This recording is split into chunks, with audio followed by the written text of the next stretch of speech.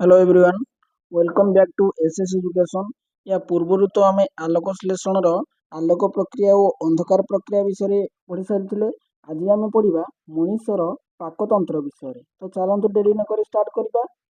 मनीष खाद्य बाछ विचार करे ना, जहाँ खाद्य उपयोगी ताहा से खाई थाए। आमे खाउथबा खाद्य सीधा सड़क कोष द्वारा ବ୍ୟବହୃତ ହୋଇନଥାଏ। ଜଟିଳ ଖାଦ୍ୟ ପାକନଳୀରେ ପାଚକ ରସ ଦ୍ୱାରା ସରଳ ଓ ଶୋଷଣ ଉପଯୋଗୀ ଖାଦ୍ୟରେ ପରିଣତ ହୋଇଥାଏ। ଖାଦ୍ୟର ସରଳୀକରଣକୁ ଆମେ ଖାଦ୍ୟ ଜୀର୍ଣ୍ଣ ବା ହଜମ ହେବା କହିଥାଉ। ଠିକ କଥା, ଆମେ ଯୋଉ ଖାଦ୍ୟ ବି ଖାଉଛେ ଆମେ ଡାଇରେକ୍ଟ କଣ ଆମ ସେଇଟା ଶକ୍ତିରେ ପରିଣତ ହଉଛି? ନାଇଁ, ଆମେ ଖାଦ୍ୟ ଯୋଉଟା ଖାଉଛେ ସେଟା ସରଳରୁ ସରଳତର ଉପାଦାନରେ ପରିଣତ ହଉଛି, ତାପରେ ଯାଇ ଆମ ଶରୀରର ବିଭିନ୍ନ କୋଷ ନିକଟରେ ପହଞ୍ଚିକି ଆମକୁ ଶକ୍ତି ଯୋଗାଉଛି।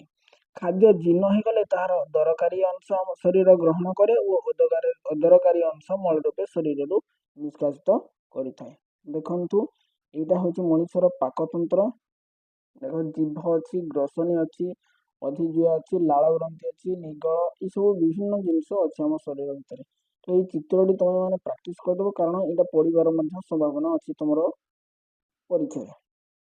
ତ ଆମେ ଆଜି ମଣିଷର ପାକତନ୍ତ୍ରର ପ୍ରଥମେ ଯୋଉଟା ଅଛି ପାକନଳୀ ଓ ପାକ ଗ୍ରନ୍ଥି। ଚାଲନ୍ତୁ ଏଇଟା ପଢିବା। ପାକନଳୀ ପାଟିରୁ ଆରମ୍ଭ ହୋଇ ମଳଦ୍ୱାରରେ ଶେଷ ହୁଏ। ବୟଃପ୍ରାପ୍ତ ବ୍ୟକ୍ତିରେ ଏହାର ଲମ୍ବ ପ୍ରାୟ 6 ରୁ 9 ମିଟର। ପାକନଳୀର ଗଠନ ଓ କାର୍ଯ୍ୟ ଉପରେ ନିର୍ଭର କରି ଏହାକୁ ବିଭିନ୍ନ ଅଂଶରେ ଭାଗ କରାଯାଇଛି, ଯେମିତିକି ପାଟି, ମୁଖଗହ୍ୱର, ଗ୍ରସନୀ, ନିଗଳ ବା ଗ୍ରାସନଳୀ, ପାକସ୍ଥଳୀ, କ୍ଷୁଦ୍ରାନ୍ତ, ବୃହଦନ୍ତ୍ର, ମଳାଶୟ ଓ ମଳଦ୍ୱାର। ଦେଖ, ପାକନଳୀଟି ଆମର ପାଟି ଠାରୁ ହିଁ ଆରମ୍ଭ ହୋଇଥାଏ। ଗୋଟେ ବୟଃପ୍ରାପ୍ତ ବ୍ୟକ୍ତିର ମାନେ ଆଡଲ୍ଟ ପର୍ସନ ବୟଃପ୍ରାପ୍ତ ବ୍ୟକ୍ତିରେ ଏହାର ଲମ୍ବ ପ୍ରାୟ 6 ରୁ 9 ମିଟର। ମନେ ରଖ, ଏଇଟା ଅଣ୍ଡରଲାଇନ୍ କରିଦିଅ, ତମେ ମାନେ ମଧ୍ୟ ବହିରେ ଅଣ୍ଡରଲାଇନ୍ କରିଦିଅ। ତ ପାକନଳୀଟି ଆମର ବିଭିନ୍ନ ଅଂଶକୁ ନେଇକି ଗଠିତ। ତ ସେଇ ଅଂଶ ଗୁଡ଼ିକ ପ୍ରଥମେ ଆମେ ପାଟି ଅଛି, ତାପରେ ମୁଖଗହ୍ୱର, ତାପରେ ଗ୍ରସନୀ, ତାପରେ ଗ୍ରାସନଳୀ, ପାକସ୍ଥଳୀ, କ୍ଷୁଦ୍ରାନ୍ତ, ବୃହଦନ୍ତ୍ର, ମଳାଶୟ, ମଳଦ୍ୱାର। ପାକନଳୀ ଦେଖିବାକୁ ଗୋଟେ ଲମ୍ବ ଟ୍ୟୁବ ପରି। ପାକନଳୀ ଦେଖିବାକୁ କେମିତି? ଗୋଟିଏ ଲମ୍ବ ଟ୍ୟୁବ ପରି। ଏହାର କାନ୍ଥ ବର୍ତ୍ତୁଳ ବା ଚକ୍ରାକୃତି ପେଶୀ ଓ ଲମ୍ବ ଭାବରେ ବିସ୍ତୃତ ବା ଅନୁଦୈର୍ଘ୍ୟ ପେଶୀ ଦ୍ୱାରା ଗଠିତ। ପାକନଳୀ ଦେଖିବାକୁ ଗୋଟେ ଲମ୍ବ ଟ୍ୟୁବ ପରି। ଗୋଟେ କାନ୍ଥରେ ଯେମିତି ବର୍ତ୍ତୁଳ ବା ଚକ୍ରାକୃତି ପେଶୀ ଯେମିତି ଥାଏ ଓ ଲମ୍ବ ଭାବରେ ଏହା ବିସ୍ତୃତ ହୋଇ ରହିଥାଏ। ଏହି ଦୁଇ ପ୍ରକାର ପେଶୀର ସଂକୋଚନ ଓ ଶିଥିଳନ ଫଳରେ ଖାଦ୍ୟମଣ୍ଡ ଗ୍ରସନୀରୁ ମଳଦ୍ୱାର ପର୍ଯ୍ୟନ୍ତ ଯାଇଥାଏ। ଯୋଉ ଦୁଇଟି ଚକ୍ରାକୃତି ପେଶୀ ଆଉ ଅନୁଦୈର୍ଘ୍ୟ ପେଶୀର ଶିଥିଳନ ଆଉ ସଂକୋଚନ ଫଳରେ ଆମର ଖାଦ୍ୟମଣ୍ଡ ଯୋଉଟା ବି ଆମେ ଖାଉଛେ ସେଟା ଗ୍ରସନୀରୁ ମଳଦ୍ୱାର ପର୍ଯ୍ୟନ୍ତ ଯାଇଥାଏ। ପାକନଳୀର ଏହି ଚଳନକୁ ପୁରଃ ସରଣ ବା ପେରିସ୍ଟାଲସିସ୍ ବୋଲି କୁହାଯାଏ। এটা ଅଣ୍ଡରଲାଇନ୍ କରିଦିଅ।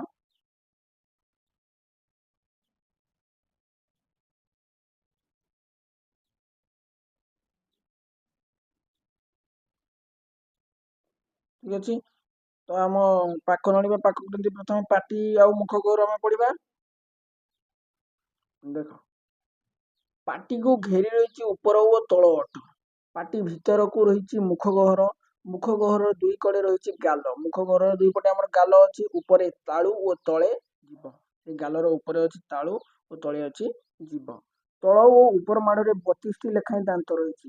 ଖାଦ୍ୟାଭ୍ୟାସ ଉପରେ ନିର୍ଭର କରି ଆମର ଦାନ୍ତ ହେଉଛି 4 ପ୍ରକାର। ଦେଖ, ଆମର ଉପର ଆଉ ତଳ ମାଢ଼ି ଉଭୟକୁ ମିଶେଇଲେ ଆମର 32ଟି ଦାନ୍ତ ଅଛି।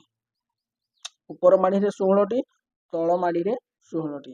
ତ ଖାଦ୍ୟ ଅଭ୍ୟାସକୁ ଆଧାର କରିକି ଆମର ଦାନ୍ତ ହେଉଛି 4 ପ୍ରକାର। ଦେଖ, ଦାନ୍ତ କେତେ ପ୍ରକାରର? 4 ପ୍ରକାରର। ପ୍ରତି ମାଢ଼ିରେ 4ଟି କର୍ତ୍ତନ ଦାନ୍ତ, 2ଟି ଛେଦକ ବା ଶ୍ୱାନ ଦାନ୍ତ, 4ଟି ଚର୍ବଣ ଦାନ୍ତ ଓ 6ଟି ପେଷଣ ଦାନ୍ତ ରହିଛି। ତ ଏଇଟା ବି ମନେ ରଖ, କୋଉ ମାଢ଼ିରେ କେତୋଟି ଦାନ୍ତ ଆଉ କେଉଁ ଦାନ୍ତ ଅଛି ମନେ ରଖ। 4ଟି କର୍ତ୍ତନ, 2ଟି ଛେଦକ ବା ଶ୍ୱାନ, 4ଟି ଚର୍ବଣ ଆଉ 6ଟି ପେଷଣ।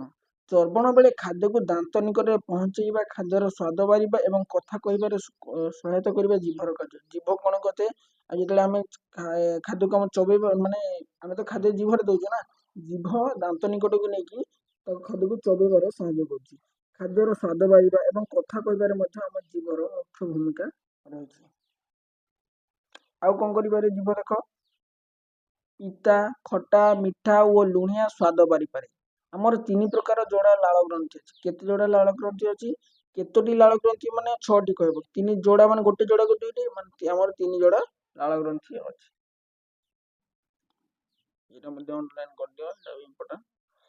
ଜୀବ ପିତା, ଖଟା, ମିଠା ଓ ଲୁଣିଆ ସ୍ୱାଦ ବାରିପାରେ। ଅଣ୍ଡରଲାଇନ୍ କରିଦିଅ। 3 ଯୋଡ଼ା ଲାଳ ଗ୍ରନ୍ଥି ଆମର ଅଛି କହିଲି। ଅଛି ଯାହାର ବାହିକା ମୁଖ ଗହ୍ୱର ମଧ୍ୟ ଖୋଲିଛି। ଏହି ଗ୍ରନ୍ଥର ନିଃସୃତ ଲାଳ ଚର୍ବିତ ଖାଦ୍ୟକୁ ପିଛଳ ଓ ମୁଣ୍ଡ ପରି କରିଦିଏ। ଲାଳରେ ଥିବା ଟାଇଲିନ୍ ନାମକ ଏଞ୍ଜାଇମ୍ ଜଟିଳ ଶ୍ଵେତସାର ଖାଦ୍ୟ ମଣ୍ଡତକୁ ମାଲ୍ଟୋଜରେ ପରିଣତ କରେ। ଲାଳରେ ଯୋଉ ମାଲ୍ଟୋଜ ନାମକ ଗୋଟେ ଏଞ୍ଜାଇମ୍ ଅଛି, ସିଏ କଣ କରୁଛି ନା ଜଟିଳ ଶ୍ଵେତସାର ଖାଦ୍ୟକୁ ମଣ୍ଡତକୁ ଶ୍ଵେତସାର ଜାତୀୟ ମଣ୍ଡତକୁ ମାଲ୍ଟୋଜରେ ପରିଣତ କରେ। ତ କିଏ ଶ୍ଵେତସାର ଜାତୀୟ ମଣ୍ଡତକୁ ମାଲ୍ଟୋଜରେ ପରିଣତ କରୁଛି? ଟାୟାଲିନ୍। ଠିକ ଅଛି, ଅଣ୍ଡରଲାଇନ୍ କରିଦିଅ। ତାପରେ ଅଛି ଆମର ଗ୍ରସନୀ ଓ ଗ୍ରାସନଳୀ। ପାଟି ଓ ମୁଖ ଗହ୍ୱର ପଡିଗଲା। ତାପରେ ଅଛି ଗ୍ରସନୀ ଓ ଗ୍ରାସନଳୀ। ମୁଖ ଗହ୍ୱର ପଛକୁ ଗ୍ରସନୀ ରହିଛି। ମୁଖ ଗହ୍ୱର ପଛରେ ବେଶ ରହିଛି, ମନେ ରଖ, ଗ୍ରସନୀ। ଏହାର ଶେଷ ମୁଣ୍ଡରେ ରହିଛି 2ଟି ଦ୍ୱାର। ଗୋଟିଏ ଦ୍ୱାର ଲମ୍ବିଛି ଶ୍ୱାସନଳୀ ଭିତରକୁ, ଅନ୍ୟଟି ଲମ୍ବିଛି ଗ୍ରାସନଳୀ ମଧ୍ୟକୁ।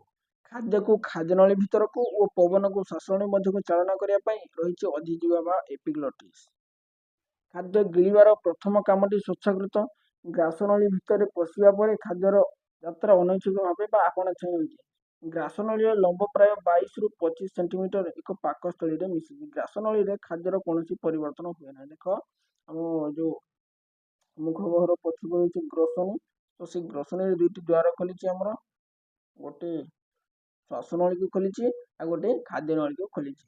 ତ ଶ୍ୱାସନଳୀ ଆଉ ଖାଦ୍ୟନଳୀ ଭିତରେ ଗୋଟେ ପରଦା ଅଛି। ଠିକ ଅଛି, ତାକୁ ଅଧିଜିହ୍ୱା ବା ଏପିଗ୍ଲଟିସ୍ ବୋଲି ଆମେ କହୁଛୁ। ଯେତେବେଳେ ଖାଦ୍ୟ ଚାଳନା ହେଉଛି ସେ ସମୟରେ ସେ କଣ କରୁଛି? ଶ୍ୱାସନଳୀ ଦ୍ୱାରକୁ ବନ୍ଦ ରଖୁଛି। ତ ବୁଝିପାରିଲ? ଆଉ ସେ ଗ୍ରାସନଳୀର ଲମ୍ବ କେତେ ହେବ? 22 ରୁ 25 ସେଣ୍ଟିମିଟର। ତ ଆଜି ପାଇଁ ଏତିକି ଥାଉ।